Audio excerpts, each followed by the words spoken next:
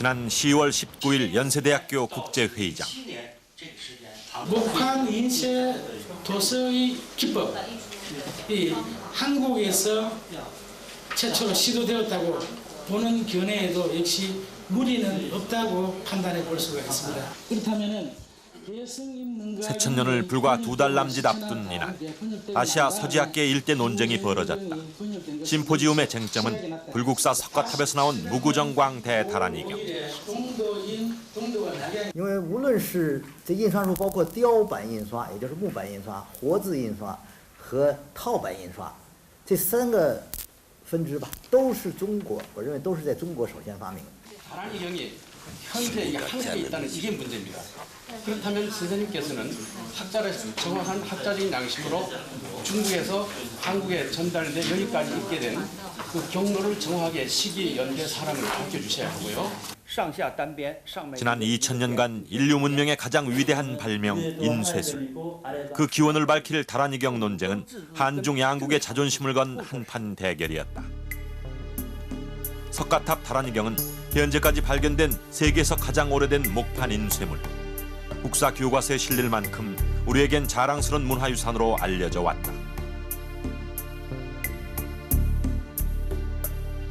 그러나 중국은 다란이경이 당시 중국 낙양에서 인쇄돼 신라로 수입됐다고 주장했다. 인쇄의 종주국임을 자처하는 그들은 2년 전 자국의 명예에 도전하는 한국에 대해 성전을 선포했다. 세계 인쇄술의 기원을 규명하는 한중 문화 전쟁. 다란이경의 진실은 과연 무엇인가?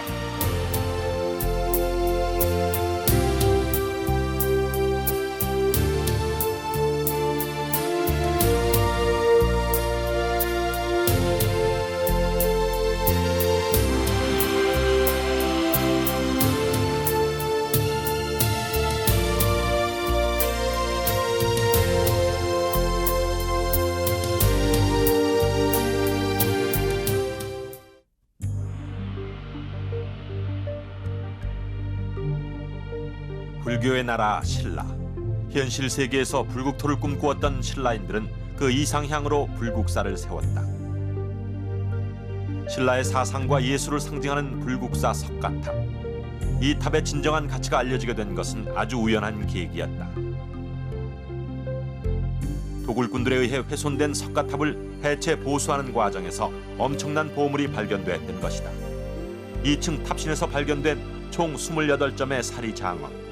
그 가운데 무구정광 대다란이경이 있었다. 그 축을 쭉 펼쳐보니까 맨 끝에 먹으로 한자로 무구정광 대다란이경이라고 하는 그 경문 이름이 딱 명칭이 있었습니다. 그래서 우리는 뭐 이것이 틀림없다. 근데 문제는 이게 인쇄물이냐, 그렇지 않으면 묵기한 거냐, 먹으로 쓴 거냐, 그런 판단이었습니다만은 그것만 하나 가지고도 뭐 충분히 이것은 목판 인쇄물이다 하는 것을 알았죠. 여러 가지를 감안한 나머지 이 무구정광 대다란이경, 이것만은 세계에서 가장 오래된, 그리고 가장 완전에 가까운 그러한 다란이경이다 하는 것을 발표하게 되었습니다.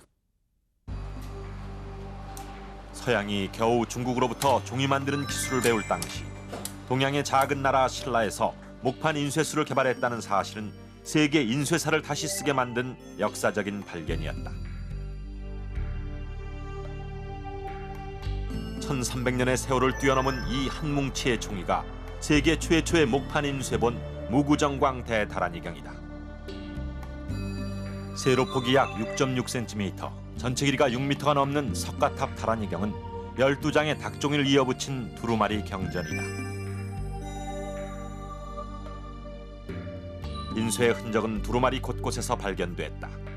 예리한 칼자국과 이중으로 찍힌 글자가 이 경전이 목판 인쇄본임을 생생히 증명하고 있다. 그러나 다란이경은 아직 제 가치를 인정받지 못하고 있다. 세계적 권위의 대사전에는 868년 중국에서 간행된 금강경이 최초의 목판 인쇄본이라고 기록하고 있다.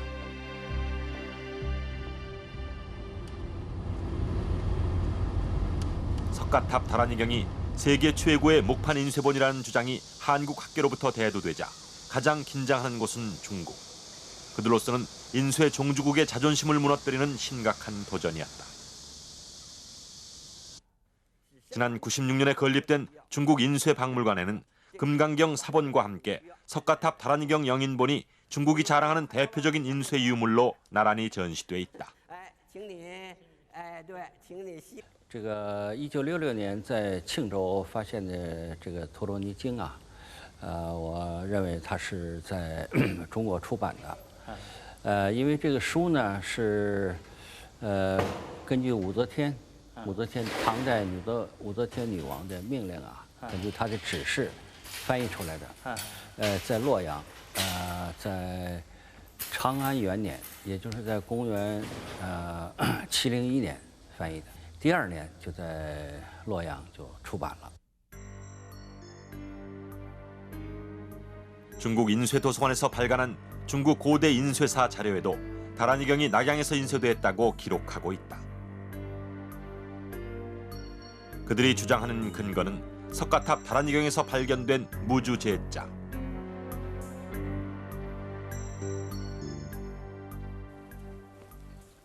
무주제자는 당나라의 여황제 측천무후가 자신의 재위 시절 강력한 왕권을 과시하기 위해 만든 글자였다. 네, 맞네요. 무주제자가 쓰인 것은 690년부터 704년 사이. 이 시기에 석가탑 다란이경이 인쇄됐다는 게 중국의 주장이다.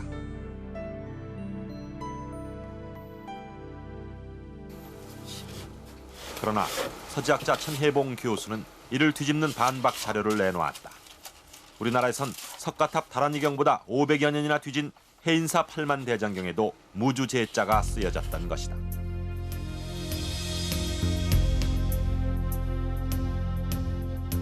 무주제자만 가지고는 시대 추정에 이게 요소가 안 됩니다.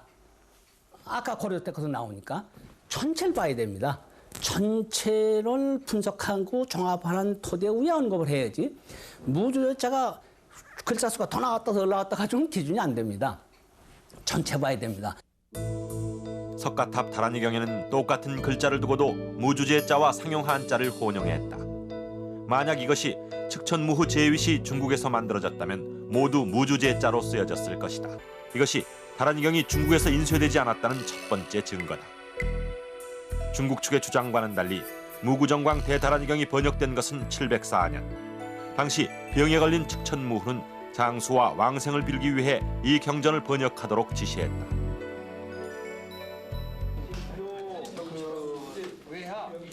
죄를 씻고 복을 기원하기 위해서 탑을 세우고 그 속에 경전을 넣는 행위는 신라에도 곧 전파됐다. 경전 번역 직후에 건립된 것으로 추정되는 경주 나원리 석탑의 유물 공개장. 이 탑에서 나온 사리함에서 여러 개 작은 목탑과 함께 종이 조각이 발견됐다.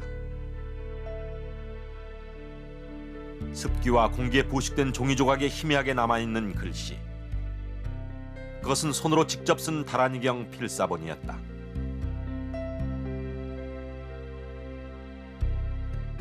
당시 사람들이 탑 속에 다란이를 넣었던 이유는 무구정광 대다란이경에 명시된 내용 때문이었다. 작은 탑 77기나 99기를 만들어 그 속에 다란이를 한 벌씩 넣고 공양하면 복을 받고 극락에 간다고 쓰여 있었던 것이다.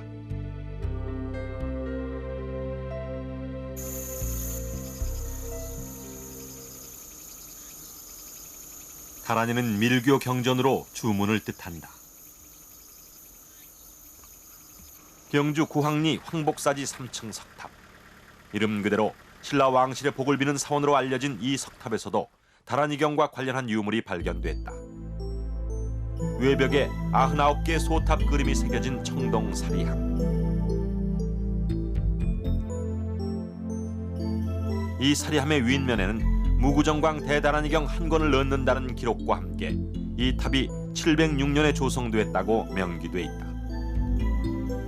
그런데 주목할 것은 여기에 새겨진 글씨. 이 글씨가 석가탑 다란이경 맨 끝에 있는 권미제의 필치와 동일하다는 것이 전문가들의 주장이다. 과연 구항리 석탑의 청동사리함 명문의 글씨와 석가탑 다란이경의 권미제는 같은 사람이 쓴 것일까? 국립과학수사연구소에서 15년간 필적을 감정한 전문 감정사에게 두 글씨를 의뢰해 의견을 들어보았다.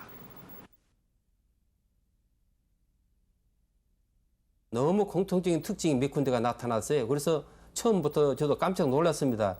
어떻게 이렇게 공통적인 특징이 이렇게 나타날 수 있느냐. 도저히 우연이라고 믿을 수 없는 너무 공통적인 유사점이 있는 것이 몇 군데 나왔어요. 어쩌면 이 하나 필적을 보고 다른 사람이 또 쓴 것처럼 그런 유사성이 있는 그런 습관이 공통적으로 나타나는 걸 봤을 때 이 필적은 한 사람이 쓴 필적이라 하는 그런 느낌을 강력하게 받았습니다. 그래서 이 필적은 틀림없이 동일인이 아니겠느냐, 저는 그렇게 생각하고 있습니다.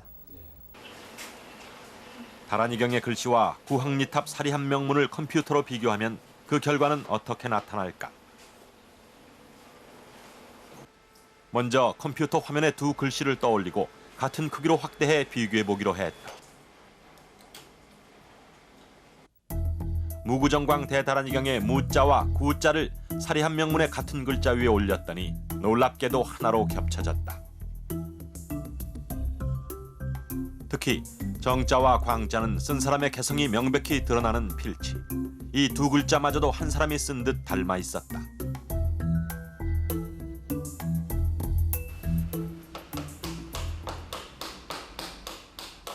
구항리 석탑 사리함 명문이 쓰여진 것은 706년.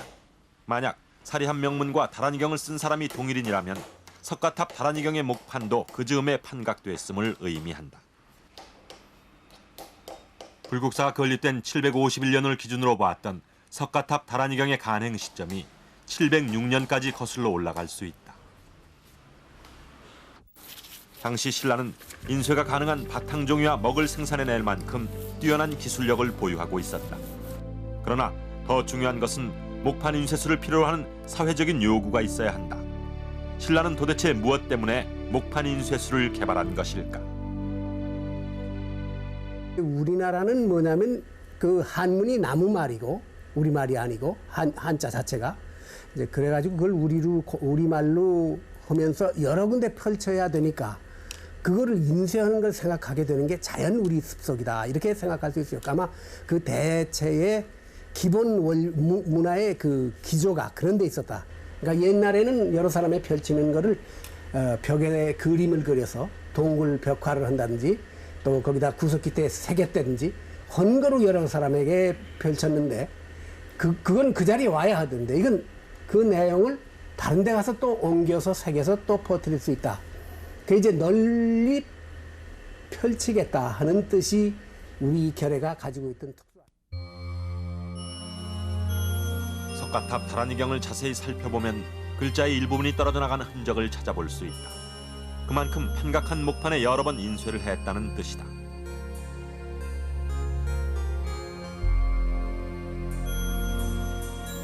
(8세기에서) (9세기까지) 건립된 신라 석탑의 대부분은 그 속에 다란이경을 넣는 다란이탑이었다. 그러나 신라의 경우는 중국과는 달리 경전을 베껴 쓰는 전문 사경사들이 많지 않았다. 작은 탑에 일일이 다란이경을 넣기 위해서는 한꺼번에 많은 다란이를 복사할 수 있는 인쇄술이 필요했던 것이다.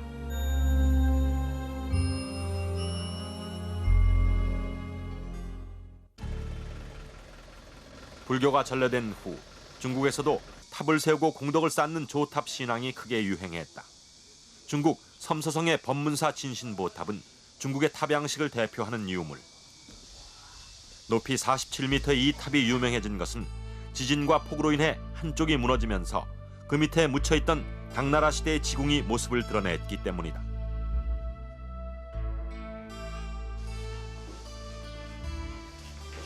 지궁은 부처의 사리와 함께 탑 속에 공약물을 안치하기 위해 만든 지하궁전. 벽돌을 쌓아올려 만든 중국의 전탑은 신라의 석탑과는 달리 항상 무너질 위험이 있었기 때문에 부처의 사리를 모시는 지궁을 땅 밑에 파묻을 수밖에 없었다.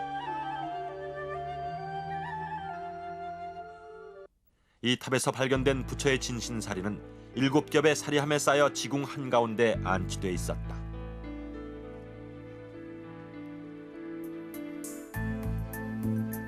법문사 지궁은 전실, 중실, 후실로 구분되는데 각 방의 길이를 합하면 총 9m이며 폭과 높이도 1.5m가 넘는 거대한 규모다.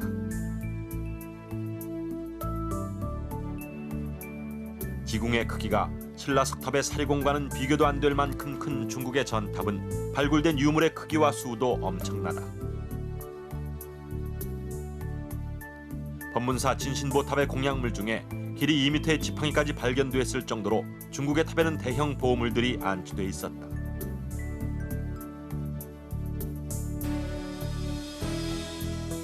이에 반해 석가탑에서 발견된 다란이경은 그 폭이 겨우 6cm, 사리를 넣기 위해 만든 2층 탑신의 사리공이 가로와 세로가 40cm 정도의 규모였기 때문에 석가탑의 유물은 중국에 비해 소형이다.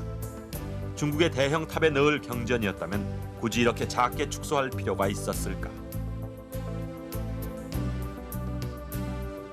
삼국시대에는 이제 목탑을 세웠는데 목탑 그 제일 밑에 심초가 있습니다. 그 심초에 그 사각으로 이렇게 이 공간을 만들고 거기에다가 그 사리장치를 매납을 했는데 그것은 크게 보면은 인도의 방법하고 비슷하죠.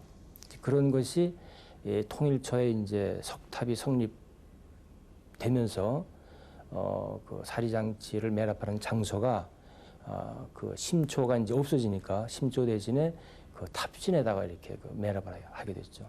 그런 것은 뭐 중국이나 이제 일본에 없는 한국의 하나의 그 특성이라고 할 수가 있죠. 탑을 세우고 공양하는 신앙은 인도에서 시작되어 중앙아시아를 거쳐 중국으로 전해졌다.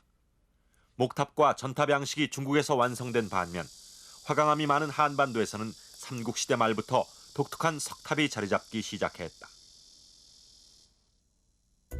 불가에서 탑은 곧 부처의 무덤, 부처의 육신과도 같은 사리는 가장 안전한 곳에 모셔야 했다. 그래서 무너질 위험이 없는 석탑은 탑신에, 소실 위험이 있는 목탑과 전탑은 땅속에 각각 사리를 묻은 것이다.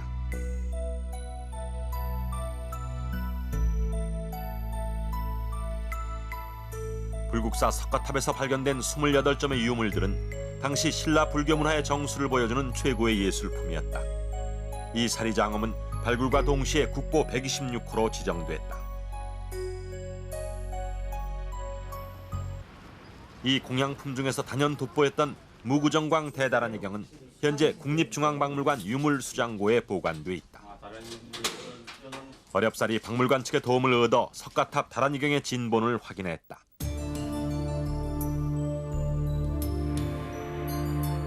(1300년의) 세월을 뛰어넘어 세상의 모습을 드러낸 무구정광 대다란이경.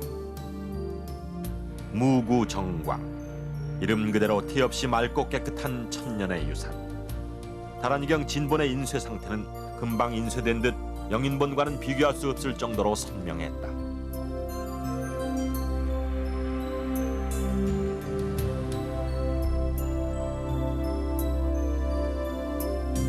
그런데 석가탑 다란이경에는 한 가지 특이한 점이 있었다. 그것은 경전의 글씨가 제각각의 모양을 하고 있다는 사실이었다.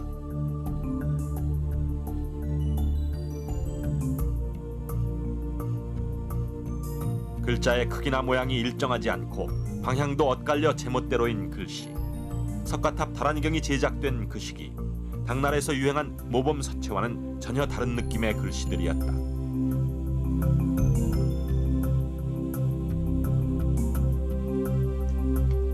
한 줄에 쓴 글자 수도 적게는 6자에서 11자까지 일정하지 않았다. 무구정광 대다란이경 같은 경우는요, 아마 그 해소 중에서 그 무질서도가 가장 높은 그런 서체가 아닐까 그렇게 생각합니다. 이렇게 동일자 계열을 쭉 모아 놓으면은요, 글자가 다 달라요. 그리고 그것을 쓴 사람이 한두 사람이 아니라 여러 사경사들이 썼습니다. 그런데도 불구하고 전체적으로는 통일이 되어 있습니다. 그런데 부분적으로 이제 그 한 사람의 글씨 이렇게 봤을 때 자기 것을 따라한 그런 흔적도 없고, 그 중에서 이제 그 리더자가 있을 텐데 리더자의 글씨를 따라한 그런 흔적도 없습니다. 바로 그런 공동 작업을 하고 있음에도 불구하고 자기의 어떤 자유를 누리고 있죠. 그러면서도 그게 지금같이 뭔가 이렇게 너무 그 자유만을 부르짖어가지고 자유에 얽매여 있는 그런 것도 아니고 아주 그 자유와 절제가 잘 조화된 그런 중용에 이르고 있는 그런 글씨가 무구정강 대다라지경이 아니겠는가. 석가탑 다란이경이 제작됐을 700년대 초반 중국의 경전은 어떤 글씨로 쓰여졌을까? 중국에서 제작된 기록물을 수리 보관하는 북경 국가도서관. 이곳에서 당나라 시대에 필사된 무구정광 대다란이경 사경을 찾을 수 있었다. 종이 가루의 크기가 약 47.5에서 48cm 정도가 되고 세로 크기는 27.5cm 정도로 보이는 거군요. 비교적 짧은 종이를 연결해서 많은 종이를 연결해서 만들어진 것 같습니다. 그런데 이 다란이경 전체 속에 척천무가 만든 그 무주 제자는 기록되어 있지 않기 때문에 705년 이후에 사성된 다란이경으로 보입니다. 가로 이 왼쪽 말씀은 지금까지 발견된 중국의 경전들과 마찬가지로 이 사경도 예외 없이 28cm 정도의 크기다. 한 줄에 17자씩 질서정연하게 필사된 이 서체는 얼핏 보기에도 석가탑 다란이경과는 사뭇 다른 전형적인 중국 사경체다.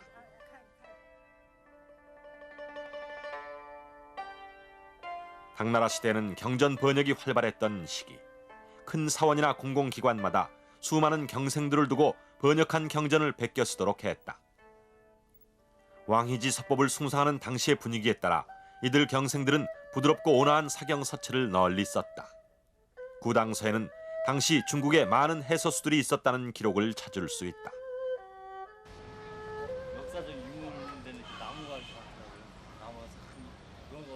당나라 시대에 유행했던 서체를 자세히 알기 위해 당의 수도였던 서안을 찾았다.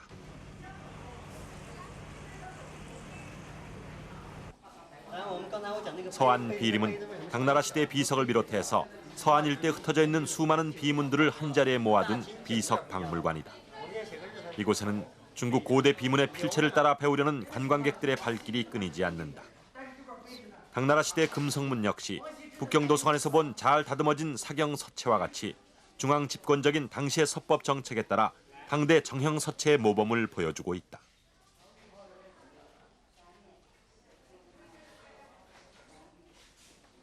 용자를 썼을 때 그 글자의 어떤 정형미에서 위색과 아래의 강가를 분명하게 일정한 간격을 두고 쓰고 그 다음에 균형을 잘 맞추고 있다고 볼 수가 있습니다.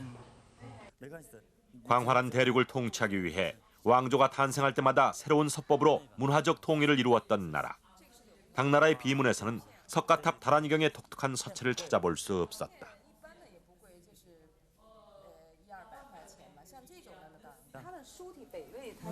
그 서체는 그런데 서안 비림의 한 구석에서 다란이경과 비슷한 느낌의 글씨를 발견했다. 오른쪽 끝이 급격히 올라간 다소 흐트러진 글씨. 그것은 석가탑 다란이경보다 200년이나 더 거슬러 올라가는 500년대 육조 시대 북위의 서체였다. 그래서 예서와 해서가 같이 돼 있다. 이 글씨가 석가탑 다란이경에서 나타나는 부정형 서체의 비밀을 푸는 열쇠는 아닐까.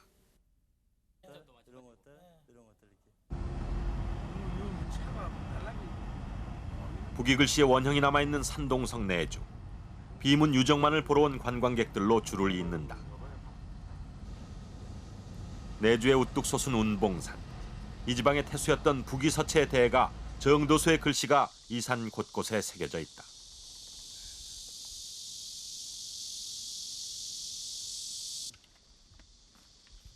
산 꼭대기 바위에 새겨놓은 구선제의 자는 정도수의 대표적인 석각 유물. 상자 가로액이 이렇게 해서 수평보다도 오른쪽에 각도가 약 한 10도 정도 올라가는 이런 특징이 북위해서의 특징이 아주 뚜렷하게 나타나는데요. 여기 구자도 한번 보세요.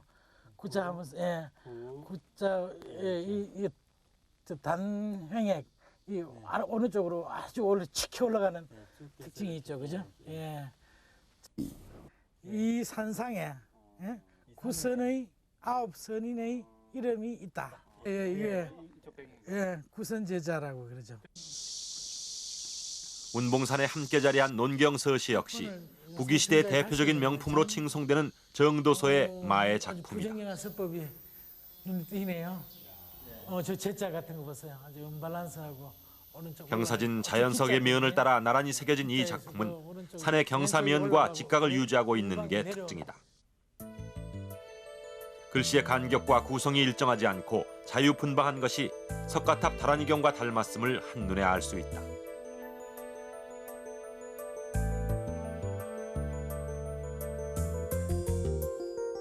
내주는 신라인들이 당나라의 수도로 가는 관문이었다.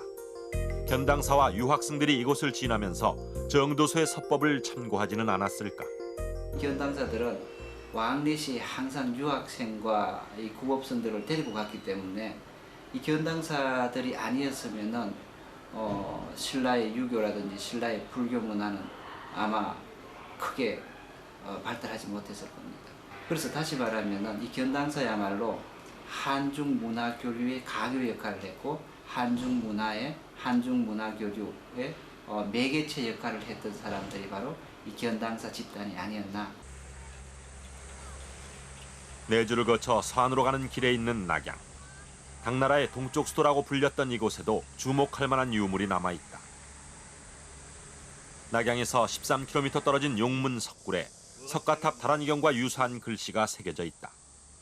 부귀가 낙양으로 수도를 지정한 494년부터 당나라 시대까지 만들어진 1400여 개의 석굴 중 500년대 초기에 새겨진 용문 조상기에 다란이경과 닮은 글씨가 뚜렷하게 나타난다.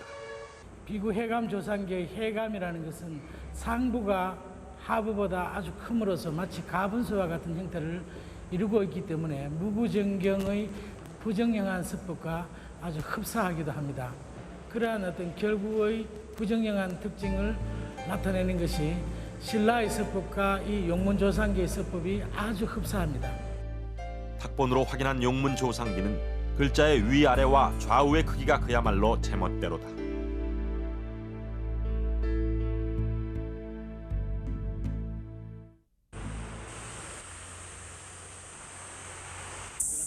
용문산 북쪽에 있는 신라상감은 신라의 견당사와 유학승들의 수도처로 짐작되는 곳.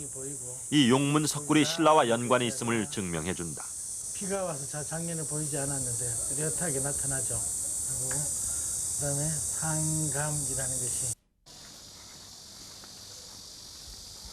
중국의 주장대로 석가탑 다란이경이 낙양에서 인쇄됐다면 도대체 언제 누가 쓴 것일까? 이 수수께끼를 풀기 위해 중국의 저명한 서법학자 진진염 교수를 찾았다. 석가탑 다란이경을 처음 보는 그는 대뜸 육조시대 서체라고 지목했다.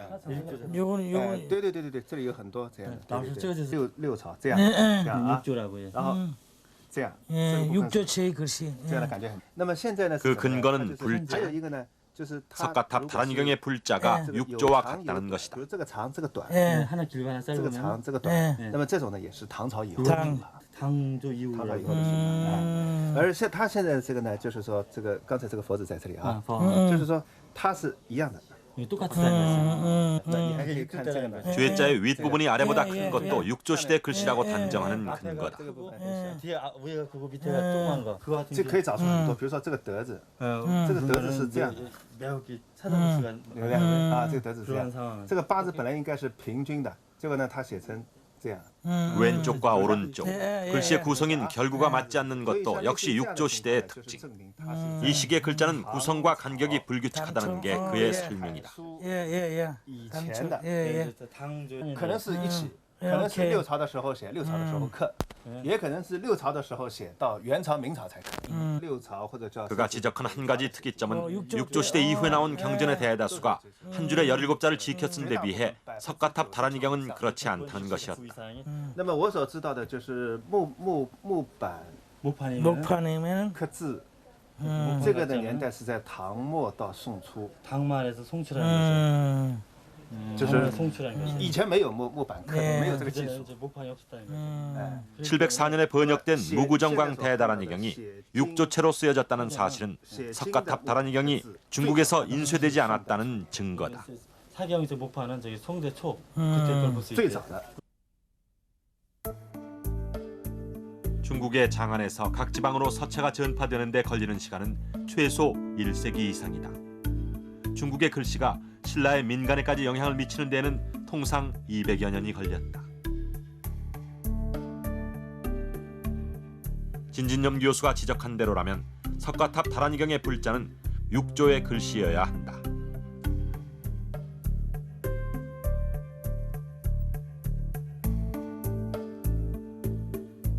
석가탑 다란이경에서 나타나는 불자도 500년대 글씨인 6조체 특징이 두드러지게 나타난다.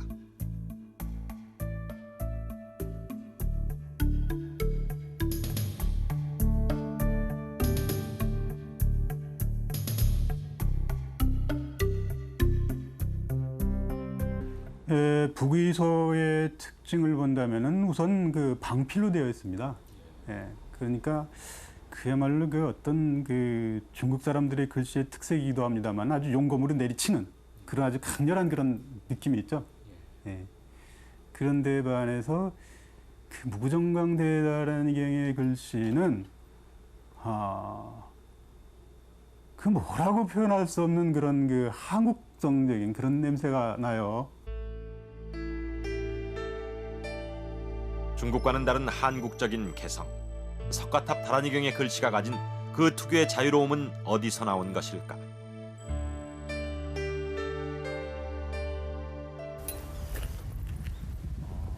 우리 옛 서체의 가장 큰 특징이 자연성이다. 울진 봉평비는 그 대표적인 유물인데 여기 보면은 여기 시자 같은 경우에 여기 떼시자나 요 등자라든가 이런 모양이 있습니다. 그러면 이런 글씨를 보면은 무구정영 다란이경에 보면은 이런 글씨하고 아주 유사하게 닮아 있거든요. 이런 글씨가 바로 우리나라의 광개토장비의 글씨와 같은 그런 흐름을 가지고 있거든요. 그다음에 이제 동이 민족이 1차, 2차, 3차로 흘러온 과정에서 1차는 고구려를 건국했고 2차가 신라로 내려오면서 이 신라의 서체가 바로 거기에서 연원이 된 것입니다. 사자, 등자, 여기 사자. 서예가 윤현수 씨는 울진 봉평비가 어디에도 영향을 받지 않은 우리 민족 고유의 글이라고 주장한다. 봉평비에 새긴 한문은 중국과는 어순이 달라 중국식으로는 그 뜻을 해석할 수가 없다. 민족 이동 이후 고대부터 우리 민족 나름대로 문자를 써왔다는 증거다. 신라는 문화의 수용에 있어서 고구려의 영향을 많이 받았다. 그래서 다란이경은 원초적 미감을 대표하는 300여 년 전 광개토 대왕비의 변화무쌍한 아름다움도 간직하고 있다.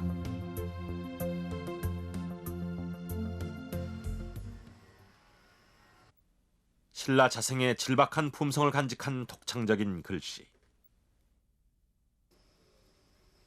상하 좌우의 획일적인 구도를 거부하지만 그러면서도 각각의 글자가 나름의 멋을 가지고 제자리를 찾아가는 글씨가 바로 신라 서체다. 특히 신라의 고비, 석비 내지는 사경까지도 굉장히 중국 서에 비해서 또 그 당시 우리 삼국 중에서도 신라의 글씨의 품격은 좀 딴 나라 중국 내지는 삼국에 비해서 좀 덜 정리되고 또 덜 익은 듯한 그런 우선 감을 처음 본 사람으로 하여금 느끼게 합니다. 고요하게 있는 정체미가 아니고 동태미, 움직이는 미. 글씨의 어떤 구성도 이제 좀 파격을 함으로써 그렇게 좀 깨트려줬는데 뭔가 춤출 때 춤꾼들이 좀 움직이는 듯한 그런 멋이 있다 이 말이에요. 그래서 좀 움직이는 미가 많이 있지 않느냐. 근데 이런 부자 같은 것도 바로 이 구자가 바로 요 들어와야 되는데 이쪽 빼놨다 이 말이에요. 그럼 어떤 배를 좀 쓱 내민 듯한 그런 인상을 갖게 한다 이 말이에요. 꼭 춤출 때 어떤 그런 모습이라든가 이 살필 성자 같은 것도 이것이 눈목을 왼쪽으로 붙였기 때문에 좀 발을 움직이는 듯한 그런 기분. 이 안내자도 한쪽 다리는 어디 언덕에서 척 내려온 듯한 그런 그리고 요 뒤에 핵은 그 한쪽에 올려져 있는 그런 핵. 하는 것이 보면은 신라의 어떤 그런 그 미식과 관계되지 않냐. 그렇기 때문에 시간이 흘렀어도 이 봉평비라든가 신라 고비가 다른 얘기하고 그 흐름이 품격이 일치하는 그런 결과가 되지 않느냐 이렇게 봅니다. 우리는 터를 찾으면 집터도 있고 무덤터도 있고 다 있어요. 그래서 그런 이제 자연에 합치하기만 하면 되기 때문에 우리의 미감이라는 것은 천연성을 중시합니다. 그래서 외래 문화가 아무리 인공미가 극도로 그 발전된 그 인공미가 극치에 이른 외래 문화가 들어온다 하더라도 우리한테 들어오면 항상 자연미로 환원을 시켜요. 그래서 글씨도 서예사에서 쭉 보면은 중국에서는 항상 그런 그 정연성을 추구하는 완벽성을 추구하는 그런 쪽으로 서예가 발전해 나가지만은 우리는 그걸 받아들여서도 항상 천연으로 환원을 시켜요. 이보다 훨씬 더 6세기 봉평리비보다 더 앞선 신라 최고의 냉수리비. 이 밖에 내놔만 힘해지거든. 여기 저 한자 같은 거 봐도 쭉 끄는 게 아니고 가다가 왼쪽으로 올라가고 지탕할 지자 같은 거 보면 진짜 요래 가고 요래 가지고 올라가지고 이 획을 알로 내려오고 옆으로 쭉 이래 가거든요. 요사 고기 울퉁불퉁한 돌의 미연을 그대로 살리면서 글을 새긴 냉수리 신라비는 파격의 미가 고스란히 살아있다. 뭐 구애받지 않고 자리에 넣는 데는 큼직큼직 쓰고 수식 없이 했는데도 전체로 봐서는 잘 어울리는 개성이 잘 나타난 그런 서체로 보입니다. 냉수리비의 개성은 사자에서 드러난다. 세로 획을 그의 수직 방향으로 내려 쓴 것이 신라 고유 서법의 특징이다. 이러한 특징은 700년대에 쓰여진 석가탑 다란이경까지 이어진다. 중국화의 영향 속에서도 신라의 민간 서체는 이렇게 후대에까지도 맥을 이어왔다는 증거다. 이런 특징은 회자에서도 마찬가지. 왼쪽 입구변이 윗부분으로 치우친 것은 육조 시대부터 정중앙으로 위치한 중국과 확연히 구분된다.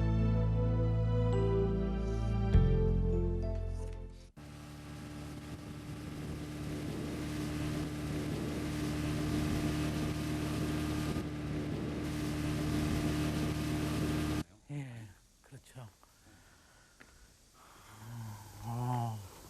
수법이 아주 특이하고 고졸한 글씨로서 중국 남부의 젖줄 양자강 하류, 작은 강서음의 바위에 새겨진 예항명은 도가의 대가 도홍경이 514년에 서사한 작품으로 부정형 서체 걸작으로 알려져 있다. 남조 비문의 으뜸으로 평가되는 명문답게 한 젊은 스님이 진지하게 글씨를 따라 쓰고 있었다. 이 작품을 보기 위해 먼 길을 왔다는 스님은 쓴 사람의 기운과 감정까지 따라잡을 기세였다. 아쉽게도 번개에 부서져 떨어진 비문은 일부만이 남아있다. 我认为这块碑哈是我们中国书法界哈碑帖里面是碑中之，但是这个字呢，就是真正懂内行的人哈，就看了就怎么说呢，就是好像就是那种境界相当高，因为我也感觉到这种字很舒服，所以说今天我过来看一下。那主要的境界，它的这个字的主要特点就很飘逸。飘逸，对，很那个舒展飘逸，就是很飘飘若仙那种味道啊，就是说没有那种俗派那种，就是没有那种俗家气味，全部都是那种就是说仙境或者那种飘逸那种特色出来。特别这个字，你看字写的跟人家不一样，这样子很淳朴。 가로줄과 세로줄의 장법을 전혀 의식하지 않고 글자의 크기와 구성도 제각각인 이 비문은 글씨의 예술적 과장을 증폭시켜 서예의 진면목을 보여주는 글로 칭송받고 있다. 학의 죽음을 슬퍼하여 지었다는 도가의 걸작 예항명. 자연과 어우러지는 도가의 사상이 글씨에도 여유와 자유로움으로 드러나는 것이다.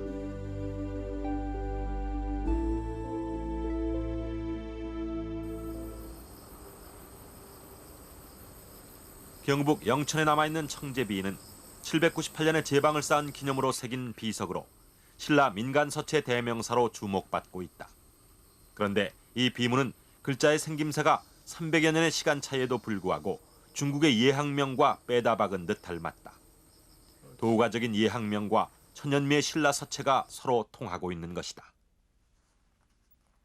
우리 토속적인 글씨를 그대로 지킨 바로 청제비 같은 경우는 798년도에 제작이 되었는데도 우리 그 신라 시대 글씨를 그대로 본받고 있지 않습니까?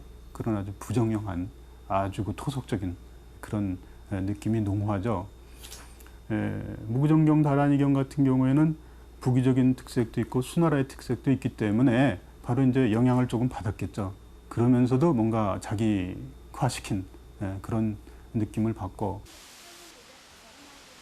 삼국 통일 이후 당나라와의 활발한 교류로 신라의 서체에도 급속한 변화가 찾아왔다. 그러나 그 속에서도 신라 고유의 특징은 살아있었다. 895년에 세워진 해인사 길상탑. 서체는 많이 중국화했지만 장법은 칸을 나눠놓고도 그 규칙을 따르지 않았다.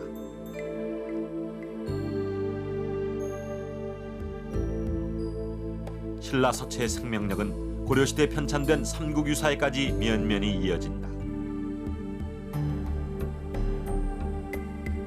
고대 한민족의 자유롭고 힘찬 기계를 물려받아 수백 년 뒤 고려까지 이어간 신라 서체. 그 생명력의 정점에 무구정광 대다란이경이 있었다. 그게 바로 우리의 미감의 특징입니다. 들쭉날쭉하는 게. 그렇지만은 전체로 놓고 보면 그 나름대로 조화가 거기 다 있단 말이죠. 우리가 가지런하게 맞출 줄을 몰라서 그렇게 들쭉날쭉하게 해놓은 게 아니에요. 전체 속에서 자유로움, 그 자유분방함, 우리가 추구하는 그런 자유로움, 천연스러움이 거기 있기 때문에 우리는 이제 그렇게 썼던 겁니다. 그래서 무구정광 대다란이경일 경우에는 이게 우리 솜씨로 된 글씨고 우리가 써서 우리가 목판에 새겨가지고 인쇄한 글씨라고 밖에 생각할 수가 없다는 게 서예사적인 입장에서 본 제 소견입니다. 석가탑 다란이경의 감도는 자유와 절제의 중요. 그 비밀의 열쇠는 신라 백지묵서 화엄경에 있다. 석가탑 다란이경보다 조금 늦게 필사된 이 경전에는 작성 당시의 절차가 상세히 기록돼 있다.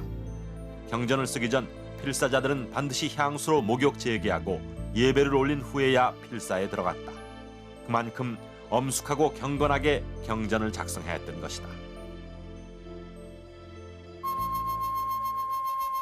신라인들이 탑을 만들고 그 속에 다란이경을 바치는 것은 자신의 염원을 하늘에 고하기 위함이었다. 인간의 땅에서 신의 세상으로 들어가기 위해 그들은 목욕 재개하고 춤을 추며 예를 올렸다.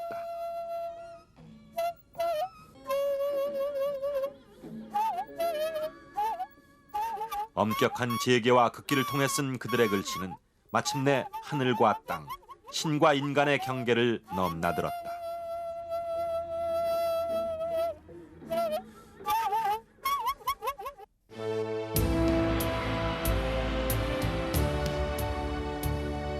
규율을 따르지 않고 자유롭게 사용한 무주제자.